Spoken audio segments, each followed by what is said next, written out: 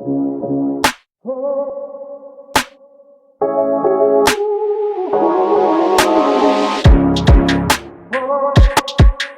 everyone, this is Jax again from the Popcorn Review Podcast, and today's gonna be my episode 25, AEW Beach Break.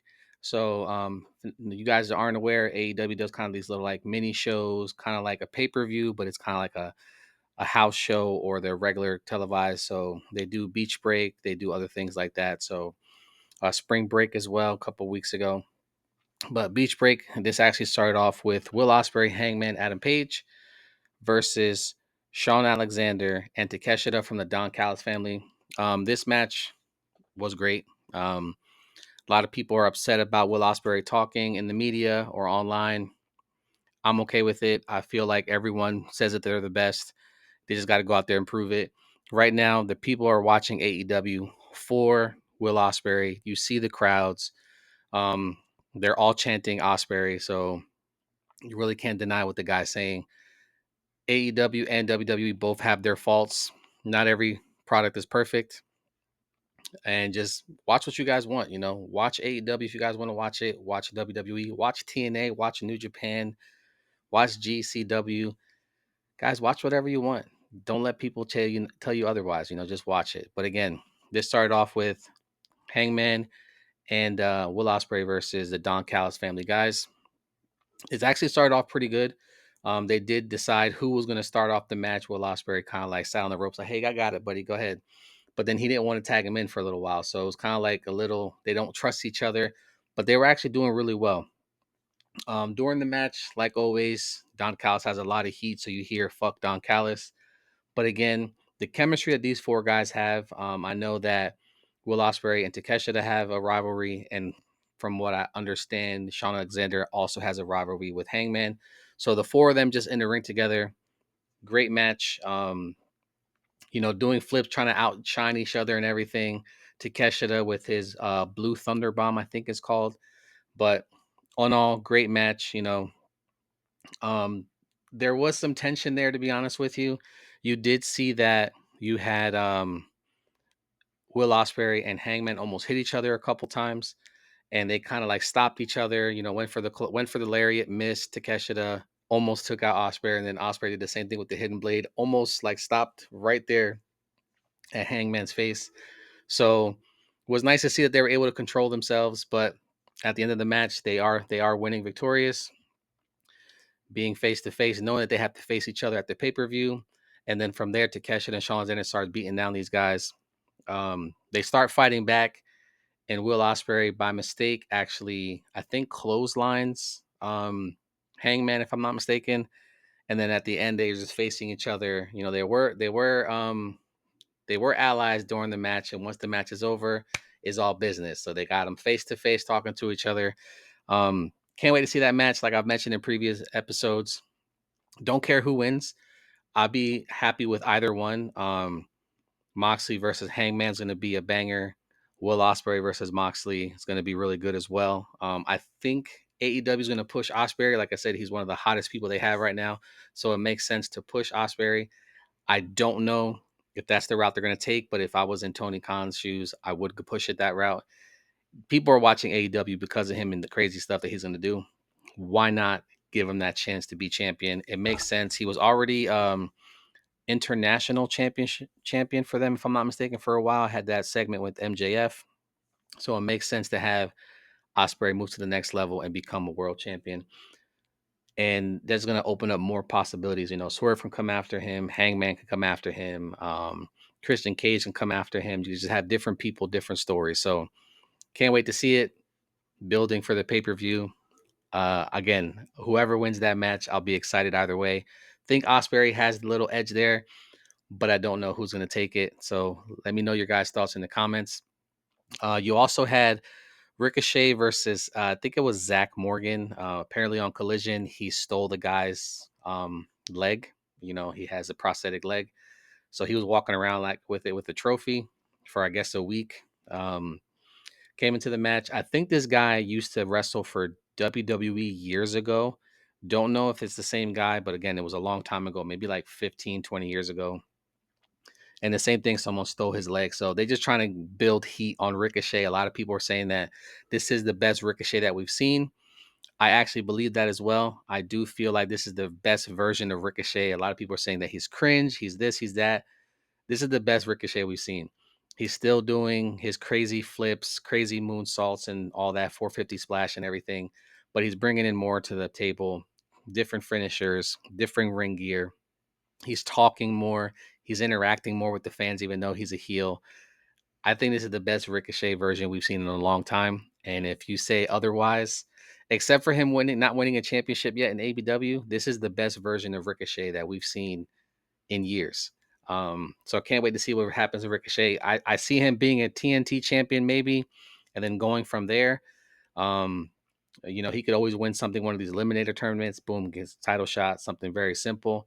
I do see Ricochet going for the world championship at some point. Don't know when they're going to pull that card, but I definitely see it happening. During this match, though, Ricochet was kind of playing with the guy because he has his two legs, but he was holding the one guy's leg. So the guy's wrestling without a leg the entire time, doing moonsaults and everything. Being off balance, though, of course, has the one leg, but Ricochet, just digging into that heel persona that he's going to pretty much treat this guy like crap. Even though Ricochet won, it was actually an entertaining match. Showing Ricochet as a heel, the more stuff they do for Ricochet to be him as a big heel is going to make a big difference. All in all, decent match. Showing Ricochet as a heel. Ricochet does win with the spirit gun, almost like a hidden blade to me. That's kind of how it looks to me, but it's a spirit gun, or that's at least what he's calling it. Ricochet does hit him again after the match with the spirit gun again, and then you have Mark Briscoe kind of run in and trying to stop the beatdown. Ricochet did try to steal the prosthetic leg again from underneath the ropes, but Briscoe pulled it off, gave it back to Zach there. So decent match. They're pushing Briscoe a lot. I know Briscoe was the Ring of Honor champion at one point. I would see Briscoe winning another championship, to be honest with you. Looks like Tony Khan likes him a lot. The fans like him a lot. He's a really funny character. So I definitely see that happening. Don't know where he falls on the card for AEW, but definitely he's going to win another championship sometime, even if it's a tag team with someone. Um, you also had an interview with MJF with Renee in the back before the match for the Hurt Syndicate. So Renee was kind of saying, "Hey, you're gonna get your answer," and he goes, "Yeah, kind of nervous." And MVP comes up. He was like, "Hey, after the match, I need you to come to the ring. You're gonna get your answer. You're gonna get exactly what you need." And he looks kind of scared, kind of shook. But from there, they break off. Hurt Syndicate comes. Their music plays. They hurt people. They do have a match with Top Flight from what happened from the previous week. Top Flight kind of answered that challenge. Um, this is pretty much speed versus experience and strength because the young guys, Top Flight, are definitely high flyers. Even though Sheldon can move like a high flyer, but he's more of a bruiser. Bobby Lashley, definitely a bruiser. Um, so in all, great match, just showing the Hurt Syndicate strong again. The two of them combined together, honestly, a lot of people were hating that they made Bobby Lashley a tag team. They're actually a pretty good team together. So to have them as a tag team champions made a lot of sense. I know a lot of people were hating on it. And then now that you have this intermingle story with MJF, it just makes sense, guys. You are going to have a long-term story. And a lot of people saying there's not a long-term stories with AEW, but here you go, is a long-term story. Um, After that match, you did have Dustin Rhodes with Sammy Guevara. They are the Ring of Honor tag team champions. They come out and they kind of call their shot saying, "Hey, we got titles, y'all got titles, let's run it." Right before they got an answer, the crew comes out, and kind of interrupts them. So Andretti and them just kind of get face to face saying, "Pops, get out of here. Sammy, you're old," like just calling them old heads. From there, MVP saying, "Hey, we're going to do business. Y'all two wrestle, and whoever wins out of you then gets a shot at us." Don't know who is going to be, honestly. I think they're just giving them opponents at this point, just to show that they're going to be a dominant tag team. If they go against the crew, I feel like it's going to be similar to what happened there to Top Flight. They're high flyers, they're speed guys, and it's going to get bodied by, the Hurt Syndicate, or MJF might jump in and help, because he hurts people now. I think it is going to be a better match with Sammy and Dustin, but whichever route they take, I'll be fine with. To be honest with you, just have the Hurt Syndicate build their wins up and then go from there. After the match, though, you did have they called in MJF, and hey, we're gonna do our vote again. They go with their vote. MVP again. Hey, you know where I'm at? Is a yes. Sheldon kind of played with him a little bit, like, nah. He was like, yeah, I got you.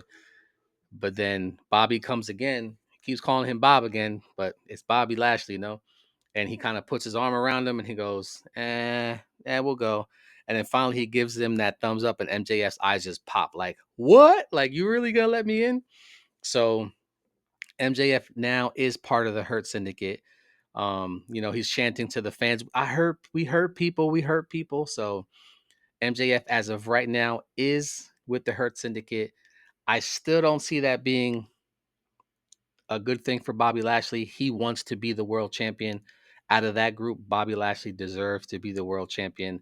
So I think something's going to happen, like I mentioned in previous episodes. You're going to have maybe MJF cost them the match, so they lose their tag team championships, or MJF costs Bobby or Sheldon a title opportunity for the world champion because he wants it himself.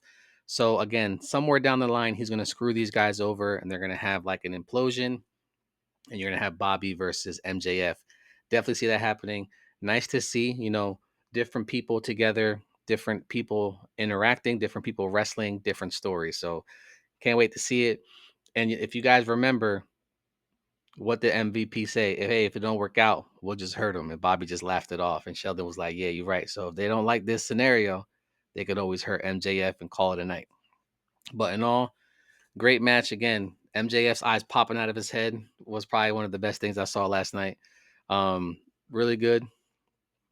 You also had a segment there with Tony Storm. She had a four-way eliminator tournament again. So this is like they said her 12th one, and she's undefeated, I think, up until this one. So if you guys haven't watched it, I kind of spoiled it before I got to it, but she lost this one. But she did have to fight wrestle Sky Blue, which I'm happy to see. She's been gone for almost a year. Same thing as Anna Jay. Hope those girls get some more praise and some more push. Um, you also had I forgot the one girl, I think it's like Azumi and Naimi. Those two were from New Japan and Stardom, so they came over, actually had a match. Um, Pretty good match again. Just showing different people. Sky Blue looked good. Of course, she's the homegrown town hero, so nice to see her out there. Liked her ring gear. The other two girls did really well. They kind of showed their different agilities, different aspects, and different things that they bring to the table. But in all, guys, Tony Storm did end up getting pinned, so she does have a match with Mia there at Double or Nothing. So can't wait to see that, to be honest with you. And then at Double or Nothing, she's gonna know who she wrestles when she finds out the winner of Jamie Hayter and Mercedes Monet. So again, can't wait to see that. But there was a bunch of scuffling after that match. You had Mercedes come after the one girl who beat her, Azumi, there because she just won her title, her New Japan Strong title. Then you had Jamie Hayter attack Mercedes Monet, so it was just all hell broke loose at the end of that match. But again, a nice all around match. Tony Storm actually even showed that she was shocked that she lost the match. But again, just putting another match on that pay per view for us to watch. Really excited, to be honest with you. Yeah, it might be 7 to 8 matches, but you know what? I'd rather watch that and just see the people that I want to see on television and go from there. All in all, great match. Can't wait for that Double or Nothing. Let's see what happens. So now what everybody's waiting for, that steel cage match. You had John Moxley and Samoa Joe in a steel cage. Um, this cage was actually like an old school cage. They used to see this back in the day. I think WCW, if I'm not mistaken, lowered the cage down, came around the pipes or the poles. And from what they were saying, it was, you can't escape the cage. You had to be tapped out or submission. So no run-ins. People did try to run in like normal. Joe busted up Moxley. Like I told everybody, it was going to be an old school fashion beatdown of a fight, and that's exactly what we got. We did have some run-ins. You had Claudio, Marina Shafir, and Yuta try to get in or try to cause issues. You did have Hobbs come out, and Willow Nightingale kind of like offset the balance and make sure that there was enough people. At some point, though, you did have like a hooded figure come out and pass Moxley the briefcase between the cage, but there's like a little gap by there by the pole. Moxley took it, knocked out Joe, ended up pinning Joe for the win. So that must have been what he was talking to the Young Bucks the week before, that kind of like a favor that was needed. So the Young Bucks did help Moxley retain the title at Beach Break, which I kind of told everybody there was going to be some type of run in. Kind of sucks, to be honest with you. I wish it would have been a straight up old school beat down of a match, which was what we got, but the ending was horrible. Like, it could have been so much better. Um, I wish that even if they would have given him that weapon, yeah, he would have won it, but it could have been something else. I'm personally not a fan. The match was great, but the ending was horrible. So if I had to grade it, I would say maybe a 7, 8. If the ending was better, I would have given it a 9 or a 10. But it is what it is. At the end of that match, though, you did have the Young Bucks come out kind of celebrating. One of the Bucks had like I thought it was a walkie-talkie, honestly, but apparently it was the button to raise the cage up and down. So they raised the cage, kind of locked everybody into the cage. So they had Joe. Kenny Omega actually came out too to help Joe. So they had Kenny and Joe in the cage. So you had the Bucks and the Death Riders and that Gabe Kid, I think it is, beating down on those two. So you had, whose house? Swerve's house music hits. Swerve comes out, climbs the cage fast as hell, like he's Spider-Man or some shit. Like, he climbed it super fast. And then Swerve stomps the entire team and just starts beating them down. So then now they get scared. So they're trying to like scramble to hit the button to make the gate, the cage go back up. And then as they're scrambling out through the crowd, Swerve goes, "I'm tired of this." He goes, "I want y'all at Double or Nothing Stadium Stampede." So you're gonna have the Bucks and the Death Riders versus, I guess, Team AEW and Swerve. So I'm assuming 5 or 6 guys versus AEW's best 6 guys. So you're gonna probably see Swerve, Hobbs, Joe, Kenny. Um, let's see, Swerve, Kenny, Joe, Kenny. So they might have to pick up a couple more. But still, so it's gonna be Stadium Stampede at Double or Nothing, guys. Can't wait to see that. Their old Stadium Stampedes matches were great. Was during the first one was during the pandemic era, so this one's gonna have like a live crowd. The last one had a live crowd too, so it should be a better atmosphere. But Stadium Stampede, Young Bucks and Gabe Kidd and the Death Riders versus Samoa Joe, Kenny Omega, Swerve, possibly Hobbs, and a couple guys they're gonna bring in. Can't wait to see it, to be honest with you. That's gonna be a crazy match. It's gonna be like 6-on-6 or 5-on-5. Either way, the match is gonna be all over the place. Can't wait to see you guys. Hopefully you guys like my review. Thanks for watching. Have a great one.